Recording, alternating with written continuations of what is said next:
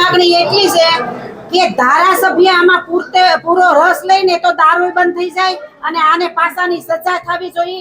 અને જો આને સજા નહીં થાય ને તો આવા બુટલેગરો, આવા દારૂડિયા ઘણાય નીકળશે બારા અને લોકોને ધારીમાં જો અમારા પરામાં હેરાન કર્યા હોય। મારે આમાં એક જે બોલું આવ્યો છે, બોલો કોમેન્ટ આવી છે। કોમેન્ટમાં એવું કે વેકરિયાપરાના ખેડૂતો માથે ઈ કે જો આવી રીતે થતું હોય તો અમારા ગામડાના ખેડૂતોની શું દશા થાય। વેકરિયાપરા તો કે મિની ગાંધીનગર ગણાતું હોય અને એમાં જો આવી સજા આવી રીતે થતા હોય, લોકોને હેરાન કરતા હોય, મારતા હોય તો અમારા ગામડાવાળા ખેડૂતોને શું કરવાનું।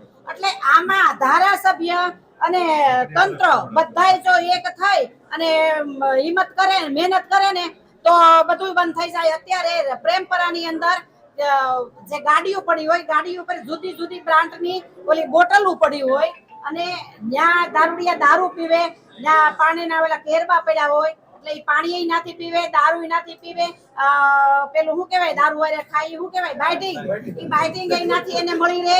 એટલે આટલું છેલ્લા 4 વર્ષથી ધારીની અંદર ખૂબ વધી ગયું છે। પેલા નહોતું, અમારા પરામાં નહોતું, અમારા પરામાં કોઈ હિંમત નહોતા કરતા, તો અમારા પરામાં શું કરવાને આ થાય છે। એટલે અમારી ફક્ત એટલી માંગણી છે કે આને પાસાની સજા થવી જોઈએ।